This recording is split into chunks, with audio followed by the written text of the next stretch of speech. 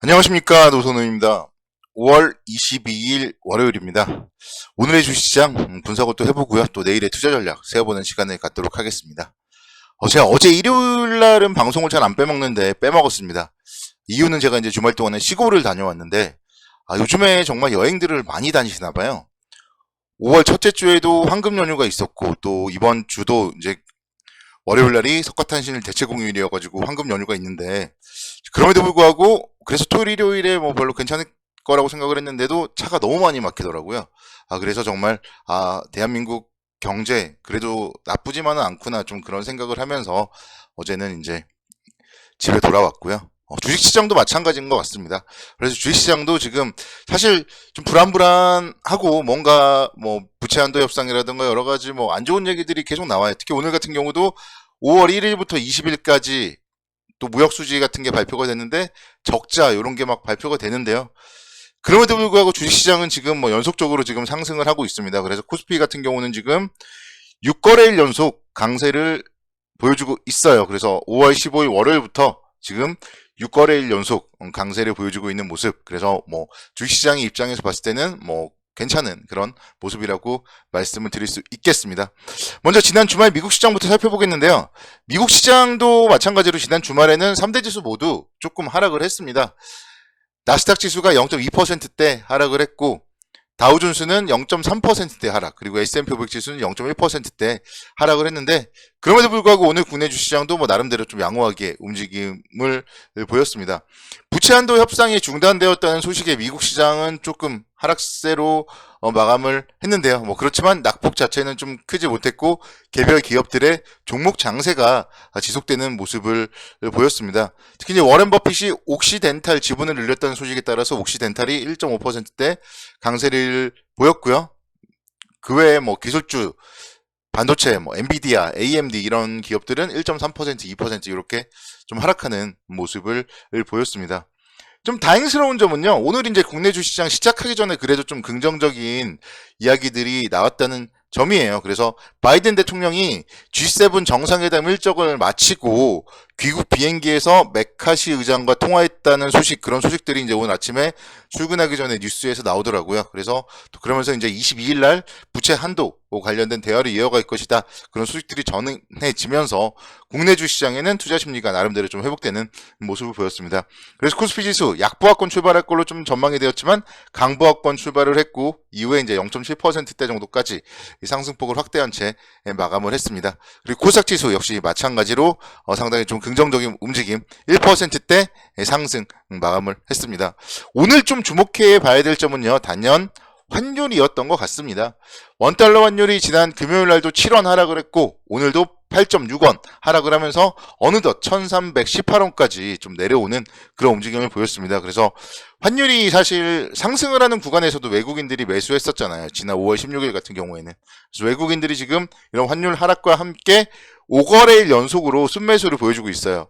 지난 금요일 날도 5천억 원대 그리고 오늘도 2,995억 원 순매수를 보이면서 외국인들의 수급이 좀 상당히 긍정적이다 이렇게 말씀을 드릴 수가 있겠고 이제 개인 투자자들 같은 경우는 뭔가 시장에 좀 질린 모습이죠. 그래서 2,600선에 다가갈수록 좀 매도 강도가 커지는 모습인데 뭐 그렇기 때문에 사실 지금 시장에서는 물론 뭐 단기적으로 이전에 비했을 때 좀 올랐기 때문에 차익 실현을 할 수도 있겠지만 과연 지금 개인 투자자들의 매도가 차익 실현일까 아니면은 뭐 작년부터 물렸던 거에 대한 손절일까 이런 부분들을 생각해 본다면은 개인 투자들이 지쳐서 나가 떨어지지만 주식시장은 오히려 더 갈 가능성이 높다.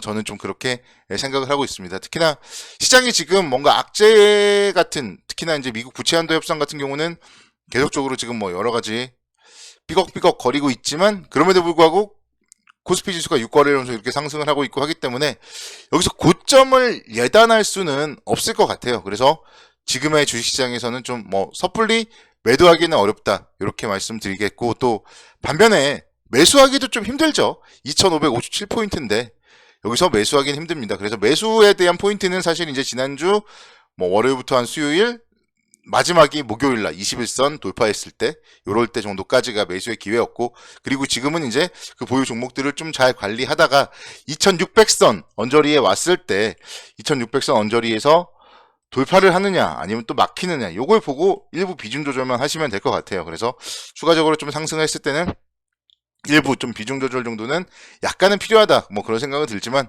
일부 비중 조절일 뿐이지 주식을 다 내다 팔 수는 없습니다. 그리고 그럴 필요도 없고요.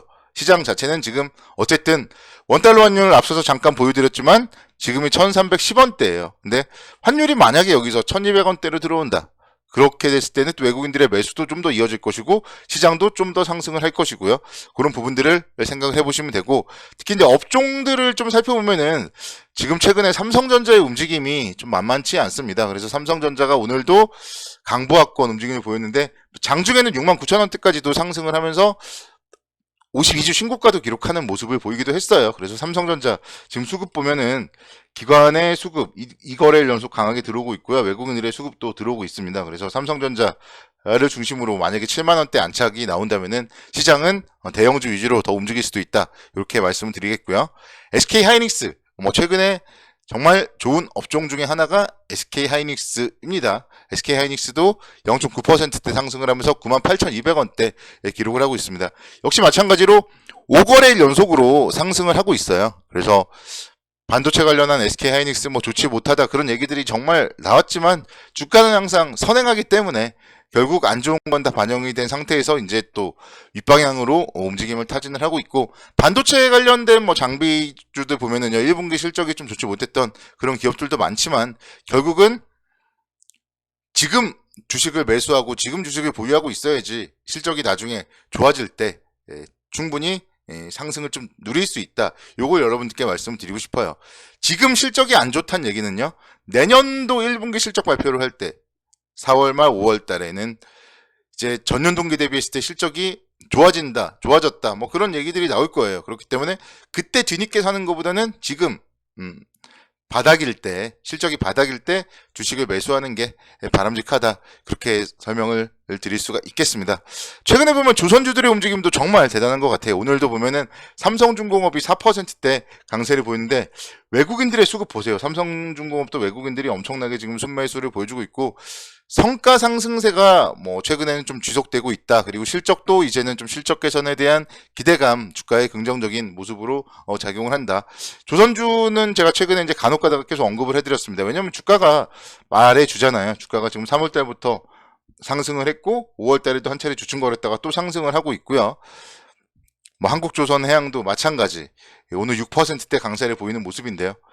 대우조선해양도 마찬가지 11%대 강세를 보였고 그래서 조선업종 같은 경우도 정말 지금 그동안 이제 소외되었던 그런 업종이기 때문에 좀 뭔가 한풀이 상승 이런 게 나오고 있는 것 같고 수주도 연일 이어지고 있어요. 그래서 현대미포조선 같은 경우에도 유럽 소재 선사와 4,100억 원 규모의 컨테이너 5척 정도 수주 공시도 나왔고요. 그래서 수주도 이어지고 있고 실적도 뭔가 좀 긍정적으로 나오는 그런 업종이 조선 업종이다. 그 얘기를 여러분들께 말씀을 드리고 싶습니다.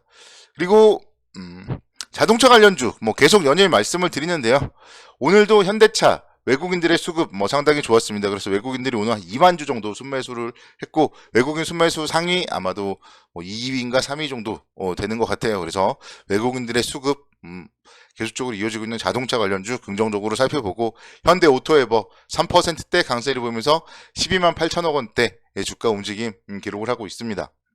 그래서 자동차 관련주와 자동차 부품주에 대해서는 뭐 당분간 계속적으로 좀 긍정적 관점으로 접근을 해야 된다. 이렇게 말씀을 드릴 수가 있겠습니다. 그래서 지금 말씀드렸던 그런 업종도 종목들만 보더라도요. 삼성전자, SK 하이닉스가 시가총액 상위 반도체고요. 자동차, 현대차, 뭐 기아 역시 마찬가지로 시가총액 상위잖아요. 그리고 2차 전지 관련주 역시 뭐 오늘 LG 에너지 솔루션 같은 기업들도 나름대로 좀 양호한 그런 움직임을 보였습니다. 그래서 시가총액 상위 대형 민감주들이 강세를 보이고 있는 그런 시장이기 때문에 이 시장에 대해서는 뭐 긍정적으로 접근을 하는 게 바람직하고 특히 이제 지수 관련 대형주에 대해서 여러분들이 좀 끈을 놓고 있으면 안 됩니다. 지수 관련 대형주에 대해서는 조정 시에는 계속적으로 좀 관심 있게 지켜보셔야 된다. 이렇게 말씀을 드리고 싶습니다. 그래서 향후에 경기 회복에 대한 그런 부분들을 충분히 여러분들이 생각을 하시고 코스피 위주의 장세 여러분들이 대비를 하셔야 됩니다. 저는 이제 요즘이 그래서 좋아요. 코스피 대형주 중에 제가 좀 좋아하는 업종들이 잘 올라가기 때문에 여러분들도 이런 좀 좋은 업종들, 좋은 종목들은 포트에 담아놓자 이렇게 마무리하겠습니다.